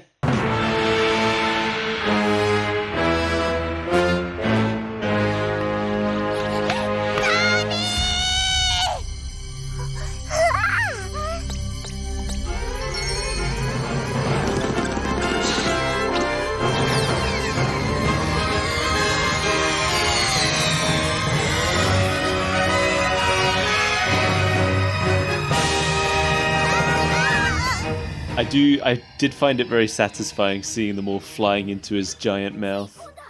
It was a good scene. Yeah, the music was cool here too, I thought. Yeah, and he eats some flaming octopi and he gets... Yes, so once he's done eating the regular ones, Meta Knight explains the inhale ability. And then Octocon sends out some more babies, but this time they're fiery ones. Kirby eats them too, and he turns into Fire Kirby. So Meta Knight explains what the copy ability is to us. This is basically a game manual at this point. That's exactly what I have written down. This is the first couple pages of a game manual where it tells us what the controls are and what your abilities are. Yeah, one of my notes just says, "Thank goodness we have Meta Knight here to read the manual for us." It would have been really funny if they had a literal manual, if they'd found the game manual in the Warp Star spaceship. That would have been incredible. Like the Simpsons game or something. Yes, that's what I was thinking of. Yes, that is what the Simpsons game is about. Have you played that? No, I don't know why I know that. I must have told you at some point. I think I might have watched a video on The Simpsons once. Maybe. I like that game. I remember you being really obsessed with it when it came out. It was fun. Well, I bought the Wii version, and then it turns out the Wii version sucks. But, because I was playing the Wii version with my ex, and we got to a certain point where I think there was something I couldn't figure out how to do. And I looked it up on the internet, and it was like, just go to the power plant, and you'll find this. And I'm like, go to the power plant? What are you talking about? Because in the Wii version, you can't leave the Simpsons house. That's your hub area. Yeah, in the Wii version, the hub area is the Simpson house. But in the Xbox 360 PS3 versions, the hub area is the entirety of Springfield that you can explore. What? Yeah. That sounds awful. It sucks. So I took the Wii version back, and I and I got the 360 version instead. Smart. Yeah, I learned my lesson that day. No more Wii games ever again. Yeah, and this is like something that's kind of continued to this day. If something is multi-platform, you probably don't want the Nintendo version. No. Much as I love Nintendo, their consoles do tend to be the least powerful of the three. It's great for indie games, but if you want Oh, anything yeah. demanding, If it you like should not get it on the Switch. if it's a 2D game, absolutely get the Switch version. The Switch is great for 2D games. But if it's a big old 3D game, like I'm not going to get Kingdom Hearts on the Switch. Ooh, no. It uses that cloud play thing where your Switch isn't even running it, you're just streaming it from some server. I don't care for that at all. No, me neither. And it means someday they're going to shut those servers down and those games won't be playable anymore. And then Kingdom Hearts 3 is gone forever. Yep. And you've wasted your money. Don't And buy your cloud time. games. Don't buy Kingdom Hearts. You can buy Kingdom Hearts. I'm not going to stop you. You know, I don't agree, but I'm not going to stop you. You know about my love-hate relationship with Kingdom Hearts. Oh, I have the same love-hate relationship with Kingdom Hearts. It's so dumb and bad, but I love it. I've played most of them. That's true. I think I've You played would more of them than really- you have, actually. Yeah, because I've only really played the first two and Dream Drop Distance. Oh yeah, I've played Birth by Sleep. I've played 328 over 7 days. I know those aren't the right numbers. Yeah, those aren't the right numbers, but I don't know what the right numbers are. I played Chain of Memories. That one, I don't think I can play that one. No, I don't think I should have. It was awful. I hate Chain of Memories. Yeah. It's the worst one. I wanted to just because that's like where the story really starts going crazy and I want to understand, but not that bad. I think if you're going to play Chain of Memories, make sure it's the original Game Boy version and not the remake they did. Okay. The remake, it's 3D, and basically they like try to recreate Chain of Memories using the Kingdom Hearts 2 engine, I think, but it does not work. No. It's really awkward and horrible to play. And everyone I've spoken to, when they're like making excuses for it, they're always like, well, it worked better on the Game Boy version. It shouldn't. If you're gonna redo something, why would you make it worse? I know. They should have just redone it to play like Kingdom Hearts 2 and just done away with the card element entirely, I think. That's what I thought that they had done when I first heard that they were doing it. So when I heard it was still just a card game. It's what they should have done. Anyway, where were we? Kirby's breathing fire on an octopus. Yeah. Where last we left our hero, he was breathing fire on an octopus. And then Fumu throws the warp star at him. And he hops on and starts flying around like Kirby. The man we know and love. Although he's like surfing on the warp star. I feel like in the games he's usually clinging on for dear life. As it like tears through the landscape. Yeah. Because warp stars in the games, they always struck me as like completely uncontrollable. Because they crash through walls, they destroy scenery. Yeah. And they're way faster than this one is moving. They're bouncing all over the place. Yeah. This is a much more controlled warp star than what I'm used to seeing in the games. Yeah, and then he just kind of rides around spitting more fire at it until eventually he blows Octocon into space. Yeah. And then he turns back into regular Kirby and drops down with everybody else while Dedede cries about his dead pet.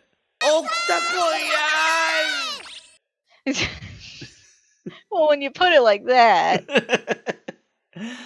And then we see customer service who is watching the fight, and he reports to Nightmare that it is the real Kirby after all.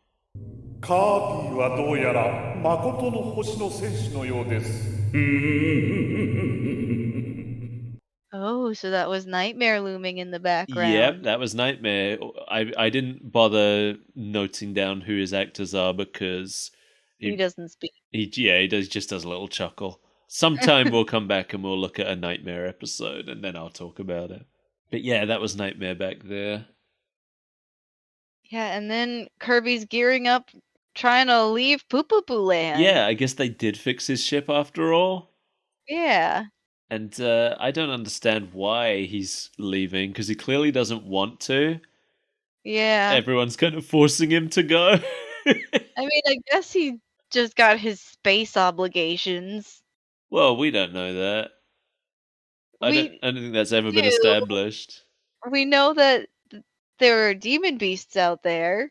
We don't know that it's Dedede alone that's ordering them from the internet. Yes, that's true. I just didn't understand really why they were forcing him to leave. Yeah, that did seem a little strange. But then as the ship flies by, Dedede shoots it down, destroying it and his car.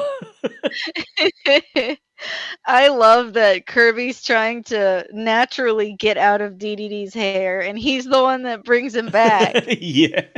Oh yeah, now Kirby's forced to stay here.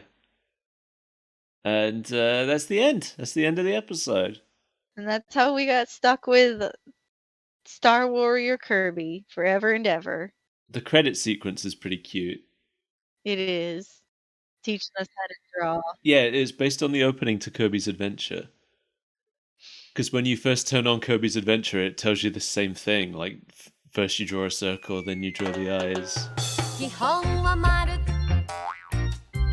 丸書いて丸丸書いて丸コマ書いて丸右にちょっと And then it shows you how to draw Kirby. And then you get the women. And then, then you get the money. Yeah, it tells us how to draw Kirby, and then it tells us how to draw Dedede. The instructions for drawing them are not very good. No, I didn't understand. Everything about Dedede is described as a circle, no matter how non-circular it is. It's like draw a big long circle, and then it's like a banana. Yeah. It would have made so much more sense to say draw a banana. You're right. I didn't think of that, but yeah, it calls it a big long circle. Like, it's pointy. Nothing about this says circle.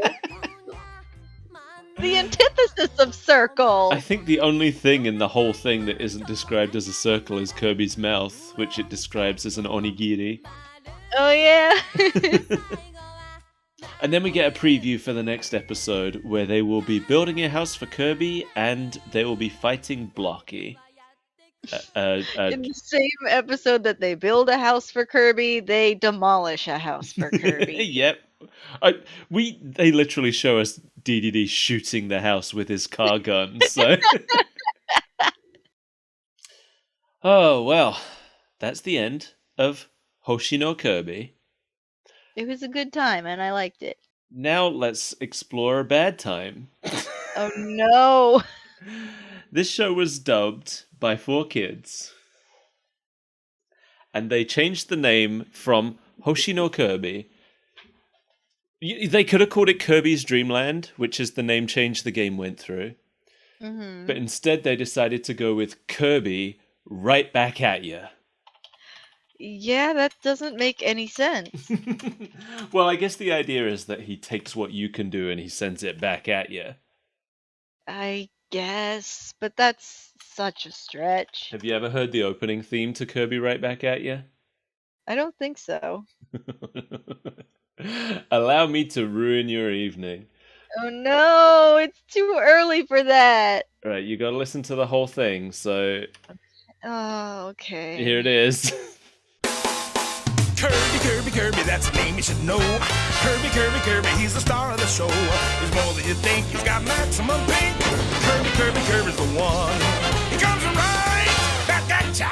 He comes right back at ya. Give it all that you got, take your very best shot. He'll send it right back at you for the shore. Yeah. How can I help you, King Dedede? I need a monster to claw with that there Kirby. That's what we do best at NME. You better get it with a money back guarantee.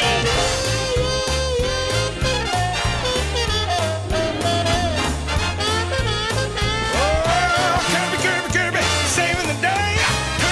Kirby, he's here to stay. Don't be fooled by his size, you won't believe your eyes.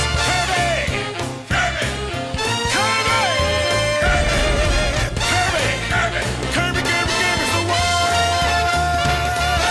one. Right back at ya. Yeah. Why? I don't hate it. No, but here's the thing, though. It's like super catchy. Yeah. It got stuck in my head. But why is it this? I don't know, but I don't hate it. It's a very odd choice for the genre because Yes. it's like a swing It's from like a- the 50s. It's like a Vegas big band show tune. Yeah. That is not what I was expecting, but I liked it. I liked it, but why? You mean Vegas Big Band isn't what's going to be selling with the children of 2010 whenever this came out? Was it? I don't know. I was too old already. Yeah. So anybody who was actually a child at this time and watched this show, please let me know if this music was what was doing it for you at the time. I'm out of touch with what the Zoomers were listening to in the 2000s.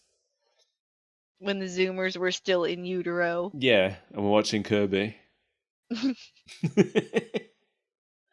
My first memory from the womb is the theme song for Kirby Right Back at Ya. Kirby. It's the name you should know. Yeah. So they say. He's the star of the show. Maximum Pink. That's the main thing I remember from that song. Yeah, I didn't care for that line. Kirby Right Back at Ya first aired on September 14th, 2002 on Fox as part of the 4Kids TV lineup. Man, I was way off with when that came out. I thought it was later, honestly. Yeah, for some reason I would have said like 2005, 6. I just have no concept of time, I've learned. It was dubbed by 4Kids Entertainment, best known probably for Pokemon, Sonic X, Yu-Gi-Oh! I think they did One Piece, at least early Yes. on. Yeah. They infamously did One Piece. Okay. I hate the theme song for the English dub of One Piece. Here's how the story goes. We find out about a treasure in the Grand Line. There's no doubt. The pirate whose eye is on it, he'll sing. I'll be king of the pirates. I'm gonna be king. His name is Luffy. That's Monkey D. Luffy. King of the pirates. He's made of rubber. Yo ho ho, he took a bite of gum gum. Okay, and they also did Viva Pinata, which we looked at recently. So here's the thing about the 4Kids dub. Before I get into anything else about it, almost every character in the dub either has an accent or is an impression of somebody. It gets really grating, and it feels like the actors were all using this show for practice, for like accent training. Interesting. The dub switches around the scenes at the beginning, so we see Octocon eating the sheep before we see Kirby in the spaceship.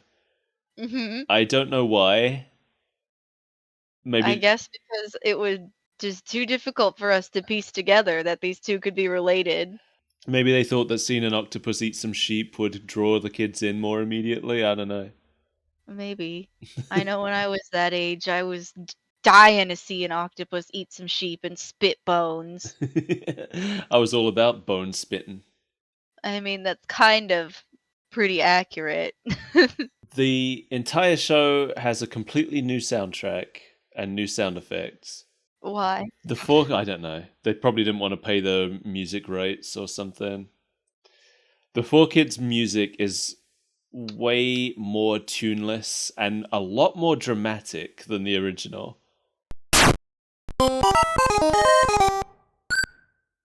Hey, it's me. It's Mike from the future. Part 2. I thought I should put in a little comparison between the Japanese and American soundtracks. So here we go. This is the scene where we first see Kirby flying in his spaceship. Here's the Japanese version.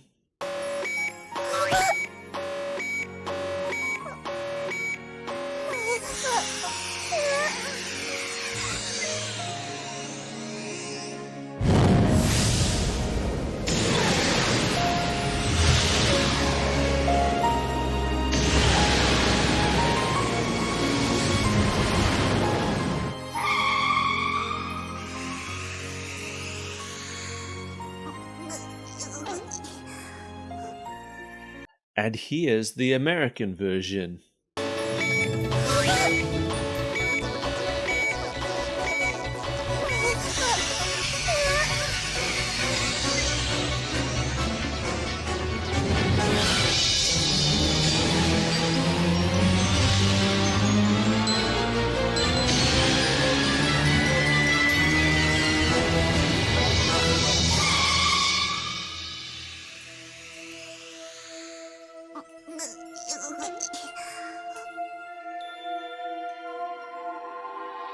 Okay, I'm done.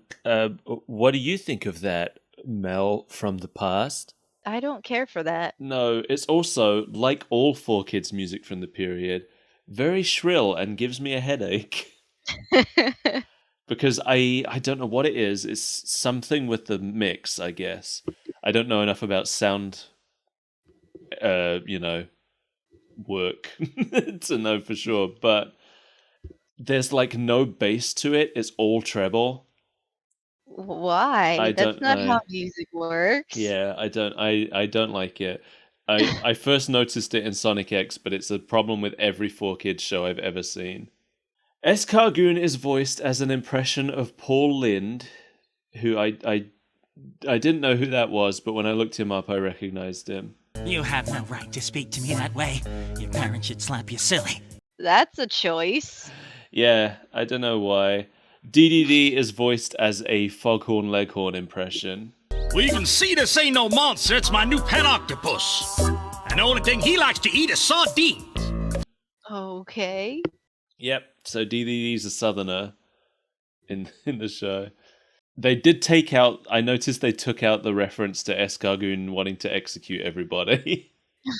That was a little too violent for 4Kids. Yeah, instead he just wants to put them in the dungeon for 2 weeks. Yeah. They needed to laser chainsaw that. In the dub, Kabu doesn't tell them about Nightmare or Holy Nightmare Corporation at all.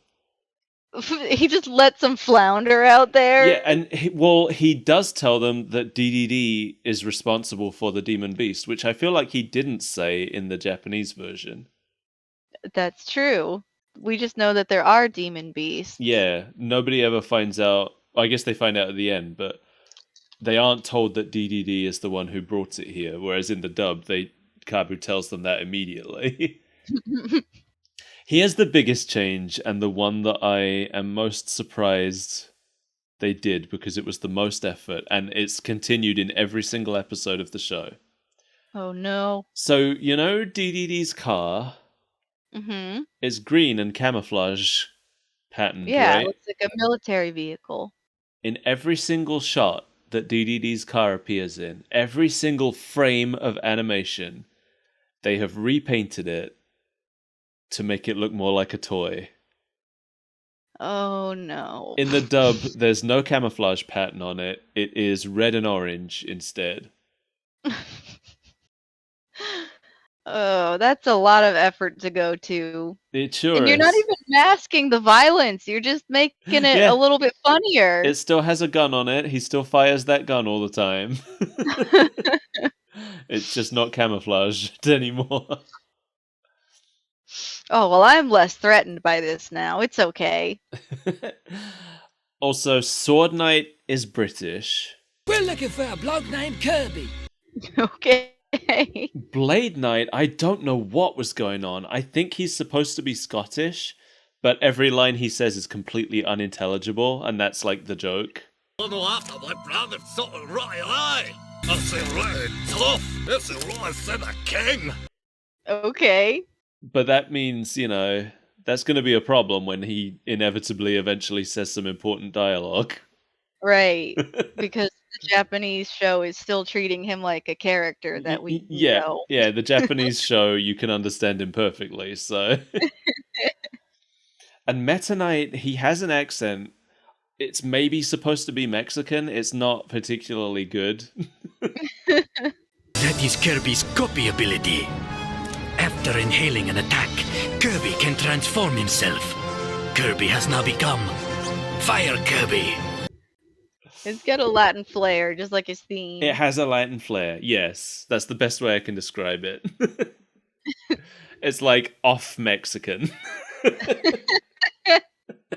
Off-brand Mexican. Yeah. And that's it. That's the dub. They also, in general, in the Japanese version, I feel like it's pretty clear that Dedede is mostly a useful idiot being used by the Holy Nightmare Corporation. Mm-hmm. The English version makes a lot of his actions more deliberate and less the result of buffoonery on his part. So they're trying to make him less threatening, but also making him more of a threat? They're... yeah, basically. They did the same thing with Eggman in Sonic X. Like, I know I've told you about this before, but the thing I always think about is there's an episode where Eggman takes over a beach so that he can build a theme park on it. Mm-hmm. In the Japanese version, he is just building himself a theme park, and that's it. In the English version, he's building a theme park with deliberately deadly rides and is planning to make the people of the city ride them so that they die on them. That sounds like me building something in Roller Coaster Tycoon. It does, yeah. It doesn't sound like Dr. Eggman, though. No, it sounds like an incompetent idiot who's gotten mad at their park guest. Yeah. Puke on my sidewalk again, will ya? Going on the euthanasia coaster. I'm bumping up the salt content in the fries. Take that. That's what I never played Roller Coaster Tycoon, but I played Theme Park. Which is like the cartoonier version of Roller Coaster Tycoon. And I used to bump the salt content way up in the fries because that makes the guests thirstier, so you can sell more drinks. You're a monster.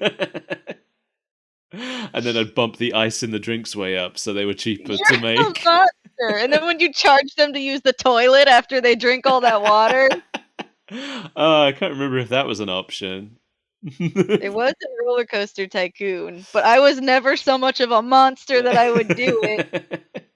Yeah, I drowned a couple people on purpose, but I never charged them to pee. Oh my god. Paid bathrooms are my number one enemy. And your number 2. See, this is why I need you here to complete my jokes that I wasn't make making a intentionally. I wasn't even trying to make a pee joke, but you brought it out. Where are we? So Hoshi no Kabi. Yeah. Should we talk about the legacy of this show? It's been a while since I've had anything to say about the legacy of a show. Yeah, let's do it. Well, the games made lots of references to this show for years after it ended. I like that. Yeah. The games began using the show's design for Castle Dedede for a long time. Cute. It's gone back to the original design now in the games, but for a good few years after this show, they were using the show's design for it. You know what? Dracula has a lot of castles too. That doesn't mean that one is more canon than the other. Yeah. It just means that one is more upside down. Escargoon and a bunch of other villains from later episodes appeared in Kirby Mass Attack. I never played that one. It's pretty fun. I never finished it because the minigames in it were so fun that I got distracted. And I think I spent most of my time on Mass Attack playing the pinball minigame. I know that struggle. It's fun. It's a good game, though. There's a set of Mass Attack figures that came out, just like a set of little tiny Kirbys all doing something different. I wanted them so much. I'm sad I never got them. I could probably still get them. I want them. Probably there. Yeah. This show is also kind of responsible for Meta Knight's transition from being a villain to being a hero in the games. I love to see a face turn. Yeah, same. Because up until this show came out, Meta Knight was very decidedly a villain. Hmm. In Kirby Superstar, Revenge of Meta Knight, he is absolutely the villain. Like, there's no ambiguity to his actions. He's just a dickhole. Yeah, and he's getting revenge. Yeah. But after this show, I think he's been consistently a hero in the series ever since this show. He still fights Kirby occasionally, but it's usually made clear that he's like testing him. That he's either hypnotized or it's a misunderstanding. Or possessed. Don't forget about possessed. Music from the show was used in Kirby Air Ride. And also in Smash Brothers, I think. Ooh. And, you know, I mentioned earlier about how Sword Knight and Blade Knight weren't affiliated with Meta Knight in the games. Mm-hmm. Well, they are now. Because Meta Knight hired them after they worked together on Yeah. this show. in Kirby Superstar Ultra, once you've finished all of the original games, you unlock a new mode called Meta Nightmare, where you play through all of Kirby's modes again, but this time as Meta Knight. And while playing as Meta Knight, if you summon a helper, you will get either Sword Knight or Blade Knight as a helper. But not Gooey. Not Gooey. Gooey's back though. Gooey's in Kirby Star Allies for the Switch. They finally brought him back. He was just working on solo projects until then. Yeah, he was working on his solo career and it never took off. Not in America, but in Japan, he's an R&B artist. What else? Oh, Octocon. Octocon was created for the show, but so you know how what's her name? Adaline, the human Yes. painter girl. Uh-huh. She draws characters that you fight. And in one of the games, it might have been in Star Allies, I can't remember, but in one of the games, one of the things that she paints to fight for her is a painting of one of the little babby Octocons. Oh, our boy made it to the big time. Yeah, he did. All right, I guess that's it. I guess that's all we have Alright. to say about Kirby Right Back at Ya / Hoshi no Kirby. Are we gonna say anything about Kirby's anniversary? Oh yeah, so as of us recording this, Kirby's anniversary has not happened yet. But by the time this episode comes out, it will have passed. So we timed it really well. Kirby's anniversary was on the 24th of April. I wish I'd planned ahead so that we could have been releasing it that weekend, but I did not. Yeah. I will But you're try. getting some other crap instead. Yeah, I will try in future to arrange episodes around big anniversaries for series. But I love Kirby. Me too. Kirby's Dream Land was the first game I ever finished on my own, actually. That's adorable. The little babby game for babbies. Yeah, I loved it very much. Then I got really back into it with Kirby 64, which I also love very much. Although my favorite game in the series is Superstar, by far. Oh yeah, I could go for some Superstar right now. Right, well, And I hey, can because it's on the Switch. yeah, I was going to say, yeah. So go play Superstar, everybody. Is Kirby 64 up on the Switch yet? It's coming. Okay. We've been told that it's coming, but it's not there yet. Because I played that one a little bit, but I had to rent it, so I never put a lot of time into it. It's good. I would definitely say it's worse than Superstar, but I loved it a lot. at But the time. nothing can beat Superstar. No, of course not. The biggest draw for me in Kirby 64 is that it has very, very, very cute cutscenes. Some very, very cute, because it's all like there's no dialogue. It's one of those like it shows you its story, Mm-hmm. and it does it very well. The cutscenes are fantastic. Cute. Yeah. I would say it has the best cutscenes on the N64 in terms of Wow. like the directing of them, Mm. like the way the characters are animated and the way the shots are planned out. I never saw anything on the N64 as good as that. That's a big claim. It is a big claim. I'd probably say like second place was Conker's Bad Fur Day for that. Oh, that game. Yeah. Like there weren't that many games on the N64 that were really seriously doing cutscenes. Yeah. Because it was hard to do back then. But Conker, like, you look at Conker's Bad Fur Day, and it's surprising that it's on the N64 because of how well made a lot of the cutscenes are, and that's the same way I feel about Kirby 64 as well. It doesn't look like an N64 game. I would have guessed an early GameCube game probably if I didn't know, based on the cutscenes anyway. Yeah, Nintendo wasn't big at cutscenes back then. That was more the PlayStation scene Yeah, all your with all the pre-rendered. JRPGs. Yeah, yeah. Well, thanks for joining us, everybody. I hope you love Kirby now, if you didn't before. I don't understand if you didn't before, but if you've changed your ways and you repent, we will accept you back into the flock. Yeah, let's all go play Kirby games this Wednesday on my Twitch channel. That sounds Skull wholesome Pirate and Mike. lovely. Yeah. We'll see. It'll probably be.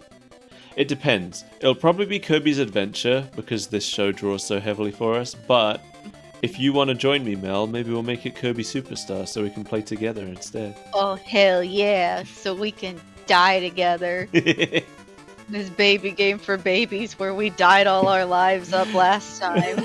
That was Dreamland 3.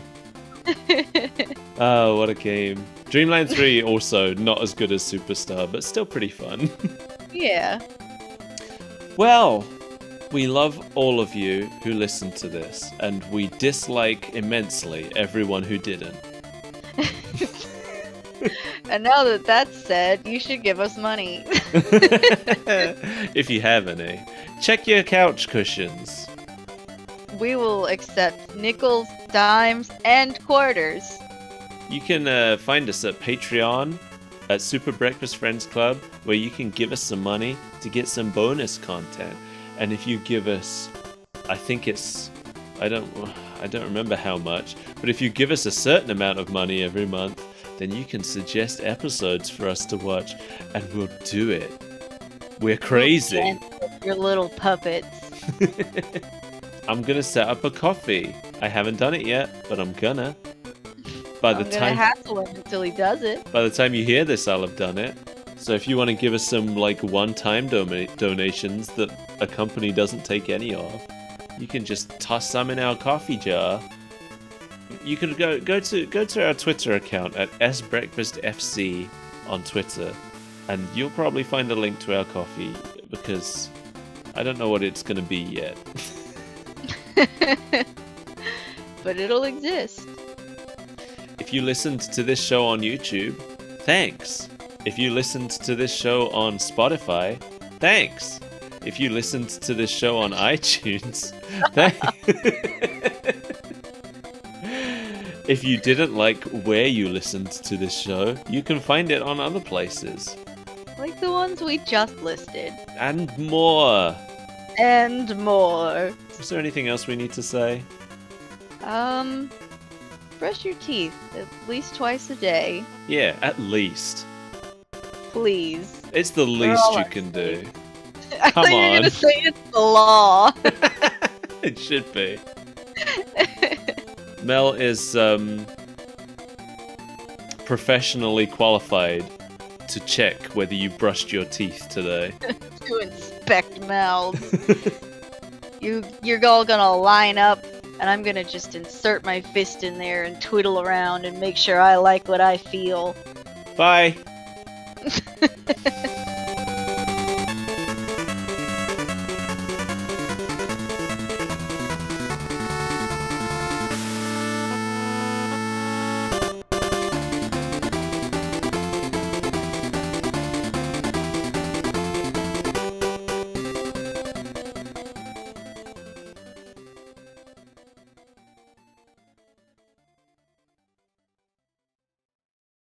Welcome back.